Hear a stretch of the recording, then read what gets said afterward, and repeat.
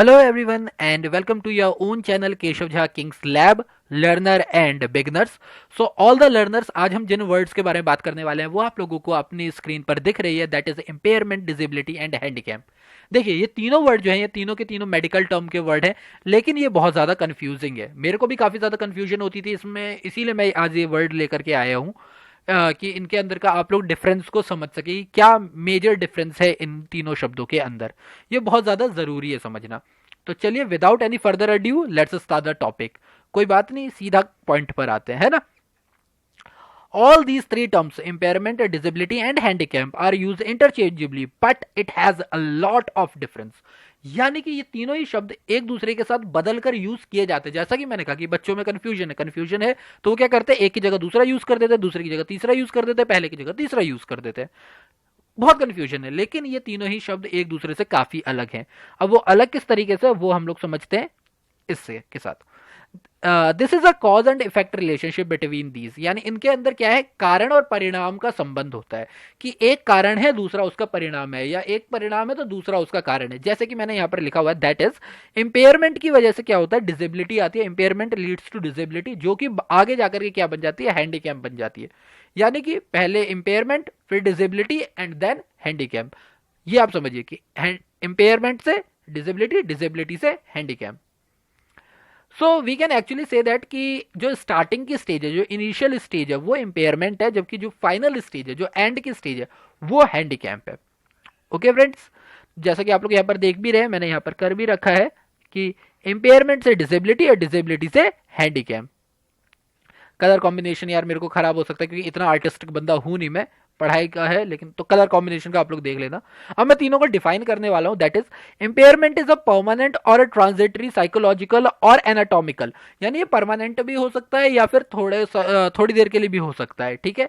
ये मानसिक भी हो सकता है, शारीरिक भी हो सकता है। मैंने कहा ना साइकोलॉजिकल यानी कि मानसिक भी हो सकता है, और एनाटॉमिकल शारीरिक भी हो सकता है। क्या कि या तो किसी चीज का कमी हो, बॉडी के अंदर लॉस हो, कमी हो, या फिर अगर वो है तो उसके अंदर कोई एबनॉर्मेलिटी है, यानी वो ढंग से नहीं है, या तो वो है ही नहीं, और अगर है भी तो बेकार है, खराब है। सो दैट इज कॉल्ड इम्पेयरमेंट, ठीक है। ये बाय बर्थ भी हो सकती है या फिर हम लोग इसे बाद में भी एक्वायर कर सकते हैं। वहीं पे अगर मैं डिसेबिलिटी की बात करता हूँ तो डिसेबिलिटी का मतलब होता है परेशानी। जो कोई भी आप दिन में एक से ज्यादा काम है, अगर किसी भी काम को करने में आपको कोई दिक्कत आ रही है, आप नॉर्मली उसे नहीं कर पा रहे, so that's your disability. Okay friends, disability is an existing difficulty in performing one or more daily essential activities, ठीक। जबकि हैंडीकैप की बात क्या कर रहे हैं कि जो इस वजह से जो हमें डिसेबिलिटी है कि हम कोई काम ढंग से नहीं कर पा रहे, या तो हमें वो काम करने से ही रोक दिया जाए, या फिर हम लोग खुद ही वो काम करने से रुक गए, हमारी बॉडी ने वो बिल्कुल काम करना ही बंद कर दिया। So that time it is the disability, handicap. अब वो हैंडीकैप है, मीन्स अ रिस्ट्रिक्शन, यानी कि रोक लग गई है, या तो वो रोक किसी और के द्वारा लगाई गई है, या मतलब कि या तो शरीर ने अपने आप लगा दी है, या फिर एक्वायर्ड कर ली गई है इंसान की डिसेबिलिटी के कारण, ठीक है, जिसकी वजह से उसकी एफिशिएंसी में दिक्कत आती है। अब हो सकता है कि आप यहाँ पर अभी डिसेबिलिटी और इसको लेकर कंफ्यूजन में हो, तो मैं इसको क्लियर करने के लिए एग्जांपल दे देता हूँ आपको। तो मैं एग्जांपल देने वाला हूँ, लेकिन यहाँ पर मैंने ये पहले लिख दिया कि जैसे मैं इंपेयरमेंट को जो है वो ऑरेंज कलर के आई से डिनोट कर रहा हूँ, डिसेबिलिटी को मैं पिंक कलर के डी से डिनोट कर रहा हूँ, और हैंडीकैप को मैं ब्लैक कलर के एच से डिनोट कर रहा हूँ। So let's go for the example. Hole in the eardrum, देखो एक इंसान है, उसके कान के पर्दे में छेद है। अब कान के पर्दे में छेद बाय बर्थ भी हो सकता है या फिर बाद में भी एक्वायर किया जा सकता है, जैसा कि हमने बोला है। तो ये क्या है, ये एक इम्पेयरमेंट है, ये कोई डिसेबिलिटी नहीं है, ये एक इम्पेयरमेंट है, ये एक कमी है। लेकिन उसकी वजह से मैं कुछ शब्दों को ढंग से नहीं सुन पा रहा हूँ, धीमी आवाज को नहीं सुन पा रहा हूँ। धीमी आवाज, नॉर्मल आवाज सुन लेता हूँ, कोई स्लो बोलता है तो वो नहीं सुन पाता हूँ। सो that is disability, that is a disability. या मुझे सिर्फ फोन पे बात करने में प्रॉब्लम आ रही है, सो दैट इज योर डिसेबिलिटी। लेकिन जैसा कि यहाँ पे देख रहे हैं, मैंने कहा ना कलर कॉम्बिनेशन मेरा बड़ा बेकार हो जाता है कभी कभार, बट फिर भी अनेबल टू हियर नॉर्मली, यानी कि अगर मैं नॉर्मली सुन ही नहीं सकता, नॉर्मली मैं सुन ही नहीं सकता, यानी कि जब कोई ऊंचा बोलेगा तो ही सुनूंगा, या तो बिल्कुल ही नहीं सुन पाऊंगा।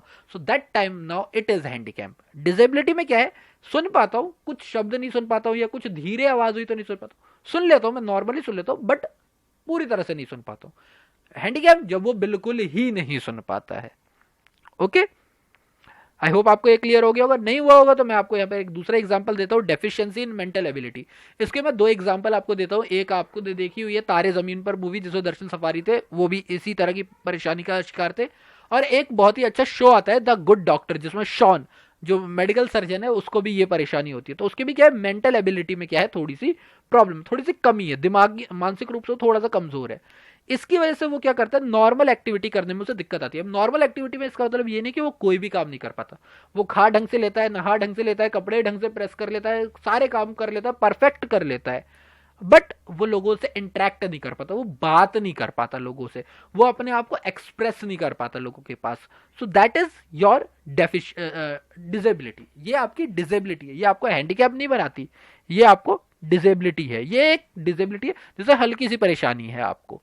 हालांकि जैसा मैंने कहा कि शॉन जो है वो बहुत ही औसम दर्जे का क्या होता है आपका, बहुत ही औसम लेवल का सर्जन है, जो कि दरअसल सफारी जो तारे जमीन पर है उनका कैरेक्टर एक बहुत ही अच्छा पेंटर और इन्वेंटर, वो इन्वेंट कर देता है चीजें। तो यानी कि वो मानसिक रूप से कमजोर नहीं है, बस उसको हल्की सी परेशानी है एक्टिविटी करने में, लेकिन unable to behave like normals. अब कोई है जो ना नॉर्मली बात कर सकता है, ना नॉर्मली खा सकता है, ना नॉर्मली बैठ सकता है, ना नॉर्मली चल सकता है, नाउ अब वो हैंडीकैप है, now that person is mentally handicap. ठीक है।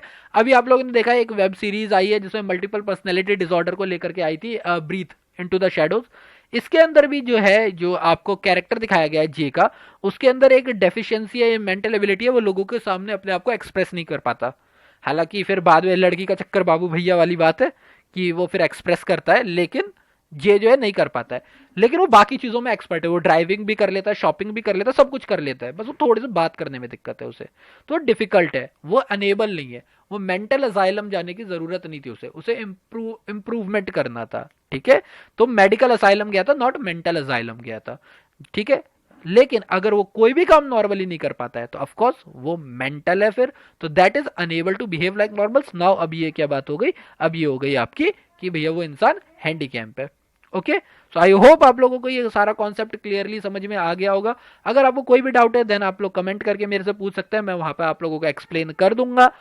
अगर आप लोगों को समझ में आ गया तो please like the video and comment भी करिए और बताइए अगर कोई कमी लग रही है आपको वीडियो में, ताकि हम लोग और अच्छे, मैं अकेला ही हूँ, हम लोग क्या बोलूँ, मैं अकेला ही हूँ, मैं, मेरा फोन और हेडफोन, बस मैं मेरा फोन और मेरा हेडफोन, ये तीन चीजें हम लोग मिलकर के आपके पास नए और इम्प्रूव्ड जो है मटेरियल लेकर के आए। So thank you for your time.